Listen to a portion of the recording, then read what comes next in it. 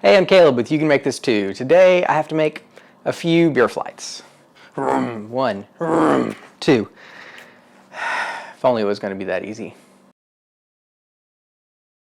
I'm building these from a stash of rough 4/4 walnut, about an inch thick, that I have on hand that's perfect for making a ton of small items, meaning it's pretty warped and knotty.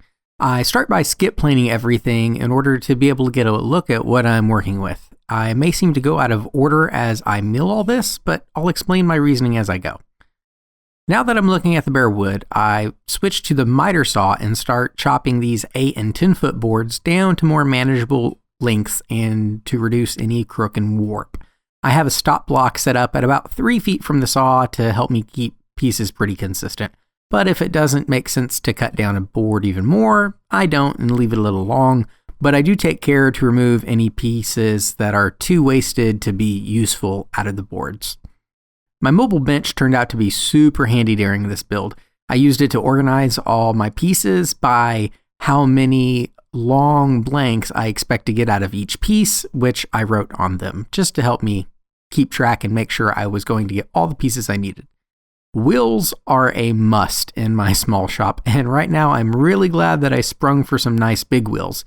That it's probably time to sweep when you can bury a bone in the shop. Anyway, now to get a straight edge on the pieces before they get ripped. I have a love-hate thing with my jointer fence. I have to move the bolts depending on where I need it positioned, but the alternative would be to have a giant tail sticking out the back that gets in the way when I'm working with larger wood.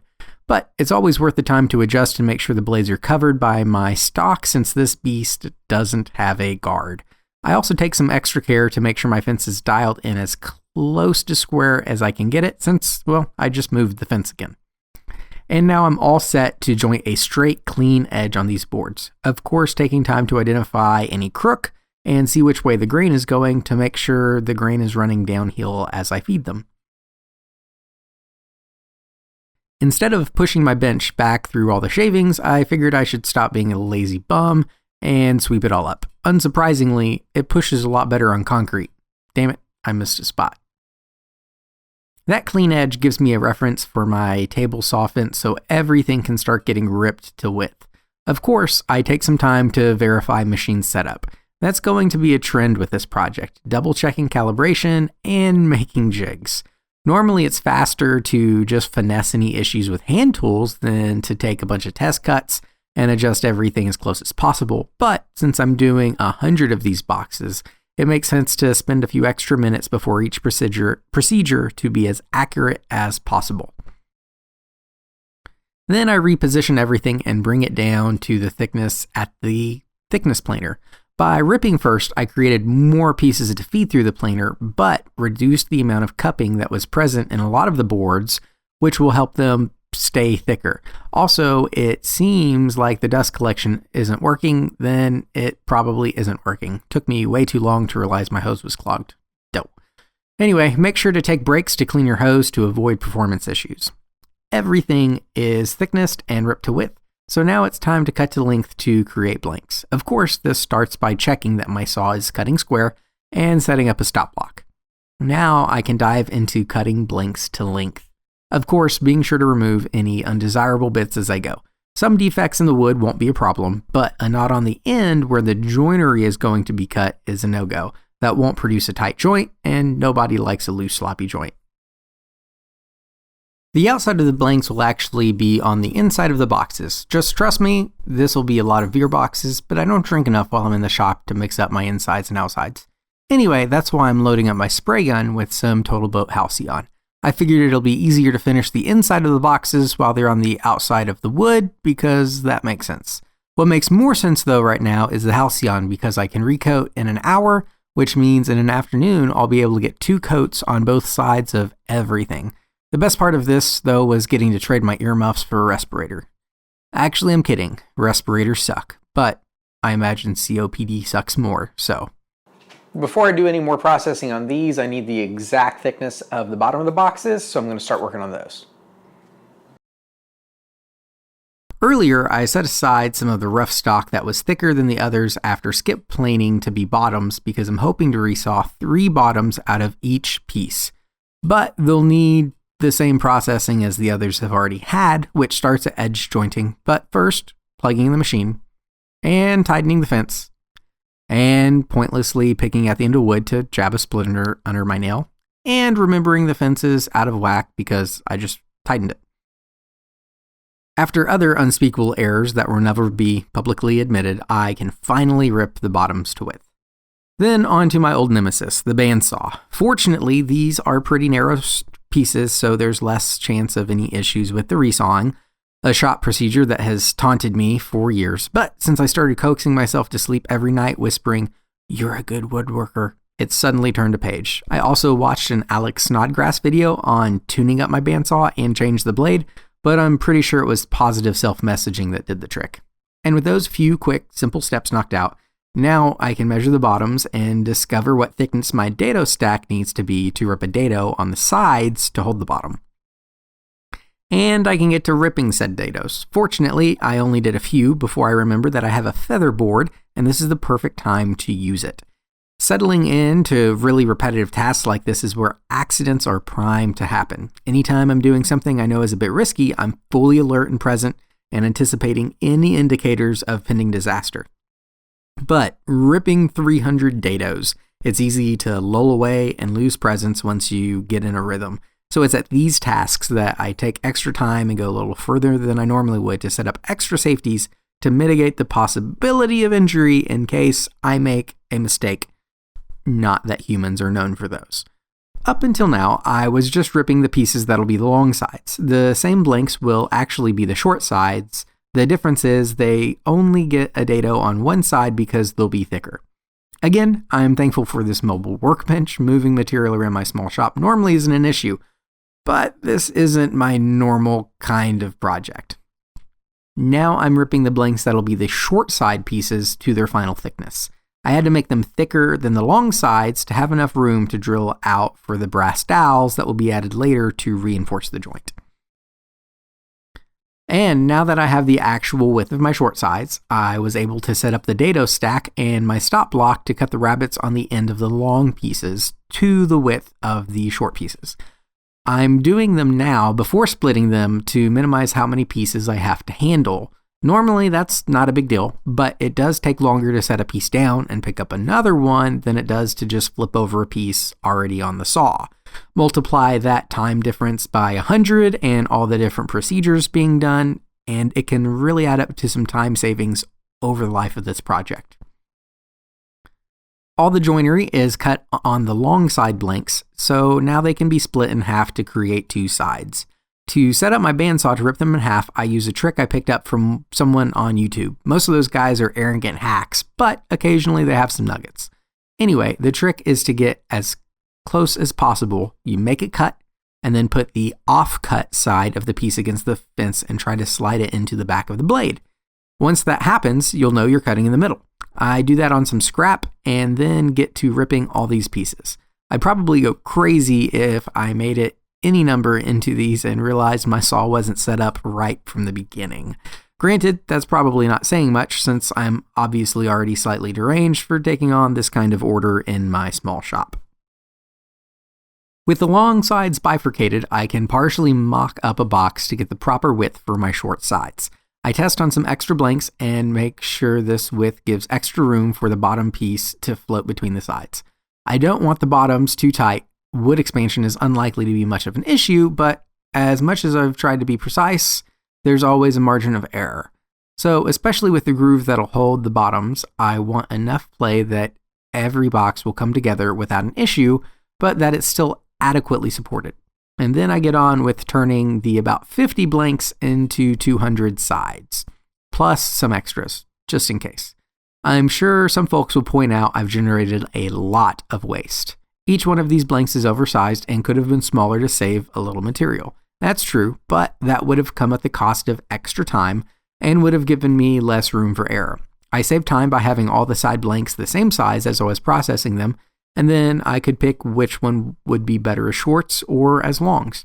Also, it would have been tragic to realize that I made an error somewhere and my short sides would have to be a touch longer than anticipated, but meaning that my blanks would now only yield 3 instead of 4 pieces, leaving me 25% short, or having to completely redo an earlier process. Also, the extra length gives me some play to cut out defects and still get 4 pieces from most boards.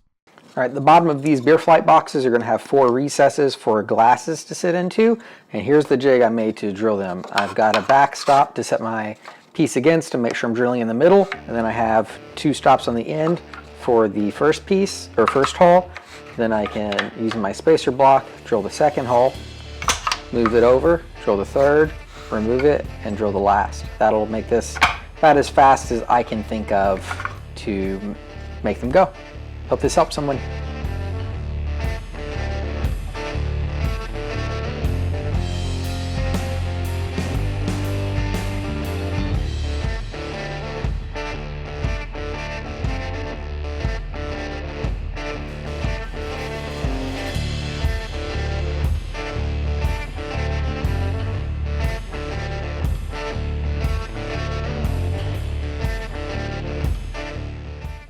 Next up is my best time-saving tip, and the sanest thing I did this entire project.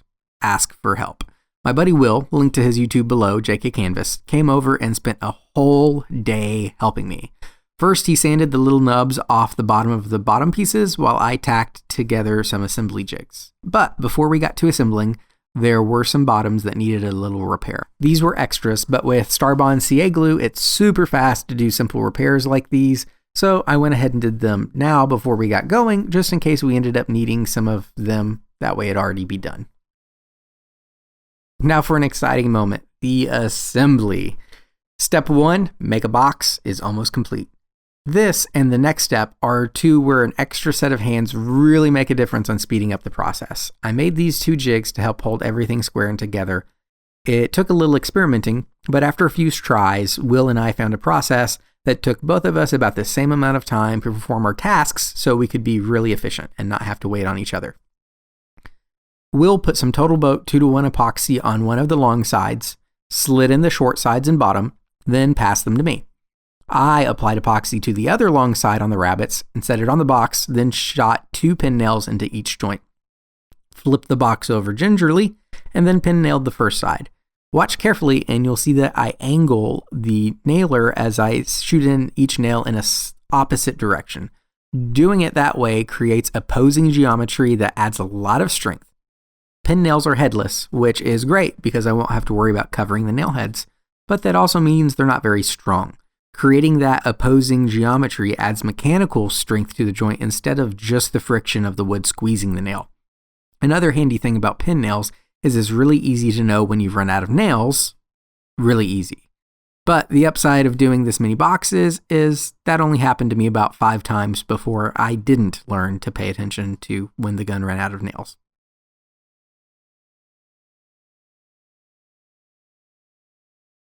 Then we set off to rough sanding the boxes. We're doing it now after assembly for the same reason I mentioned earlier, less handling. Instead of sanding 400 pieces, now it's 100 pieces with 4 sides. Also, apparently some of the short sides ended up getting ripped a little narrower than others. Will set those aside as he went, and I used a flush trim saw to even them out while he kept sanding. Next up will be finishing, so everything gets dusted off. A wiser man would have been wearing a dust mask for this. A wiser man. And I busted out the Total Boat Halcyon and sprayer again. The inside of the boxes have been pre-finished, except for the bottom, but it was pretty easy to spray the bottom of the inside and then all of the outside. Fortunately, Will was still around, and this was another time his help super sped things up. With him handing me boxes and stacking the sprayed boxes, I was able to pretty much constantly spray. And by the time we finished the first go around, the first boxes were already ready for a second coat. Luckily, my spray gun isn't very heavy, but there's no amount of teenage debauchery that could have prepared my forearms for a 3-hour spray gun marathon. Before the next step, I needed to dial in my drill press using an old machinist trick. I noticed while doing the recesses that the table was slightly out of square with the quill. So I bent a welding electrode, a coat hanger would work too, and chucked it up and then turned it around the table until it had even contact.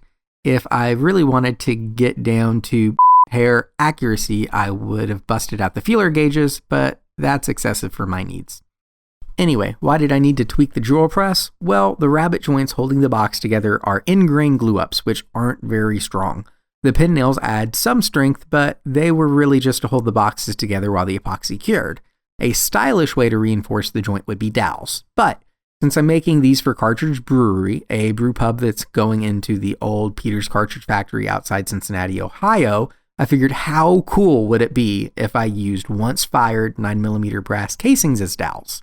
Fortunately, the owner agreed. In hindsight, 380 shells may have been a better choice and would have given me a little more wiggle room. But anyway, I'm drilling a 10mm hole in about a 15mm thickness board. So my out-of-square table at the drill press could have ended up spelling disaster for me drilling these holes. Of course, once again, I whipped together a quick jig to make lining up each hole automatic and accurate-ish. It probably sounds stupid, but it wasn't really until after drilling all those holes and moving them back onto my bench that it set in just how many 100 is. And, well, it's 100, and that's a lot. A short push to my assembly table, and it's time to start pushing brass into holes. When I made the first prototypes, I used epoxy, but I had a problem with it. Due to the viscosity of the epoxy, it created a hydrolock when I tried to push the brass into the hole, which made it near impossible to get the brass all the way down into the hole because the air was trapped and I was basically having to create an extra atmosphere of pressure inside the brass. So I switched to Starbond CA glue. It's a lot thinner and I only had airlock issues on a couple of them. Mostly this went really smooth, except for later when I realized that I missed about half a dozen of these boxes on one side somehow. Anyway, now to start working on some of the accoutrement, like the leather brand badges. I decided to hit easy mode, and fortunately my local Tandy Leather had these practice pieces pre-cut to the perfect size for my badges. I just had to heat up a brand and try to burn the logo in the center of them. This was probably the most straightforward process. Unfortunately, I think only Hannibal would enjoy the smell. And then later that night, off camera in my pajamas, I got my Netflix and chill on with these badges and a big tub of leather conditioner. The other accoutrement is to make a chalkboard to go on the boxes for the servers to label which glass has which beer in the beer flight. For those, I broke down a 4x sheet of 1/8" hardboard into individual pieces. I really enjoy working with real wood, but it was actually nice to switch over to an engineered material where I wouldn't have to worry about defects or tension, etc., everything that comes with a natural organic material. Also, I was thinking completely backwards and cut all these upside down from how I should have. And for the third time, my sprayer was a huge help in this project. I thinned the chalkboard paint a bit and went to town. It took me a while to find a flow though, because I wanted all the edges to be well painted also. Spraying before cutting would have been easier, but I was afraid that cutting would cause chip out on the paint, and I would have still had to come back again to paint all the edges anyway, so I'm spraying everything after cutting it all. But I knew trying to hammer tacks through these and be consistent was going to be a super pain, so I whipped up yet another jig at the drill press and got to drilling. A really boring job, again. Thankfully, for once, finally I was able to gang drill and plunge my bit through several at once. It turned out that 4 pieces at a time seemed to be about the right amount. And now to add the accoutrement and finish a box. We'll pass the great idea of picking up some tiny $2 pliers at Harbor Freight to hold the small tacks for the leather badge, which are a huge pain to hammer. That made it a little easier. And the chalkboards went on a bit easier because the holes help hold the tacks to get them started. Unfortunately, off camera, I had a box split while hammering in the tack, so I started pre-drilling all the holes for the chalkboards on the boxes. So only 396 more holes to drill and to drive 792 more brass tacks through chalkboard, paint, and leather badges. Anyway, I hope you enjoyed this, learned something, or were at least entertained. If I earned your subscription, don't forget to do that and ring the bell. When this video goes up, I'll probably still be working on these, and if you don't hear from me for a while, well, send help and then make time to make something.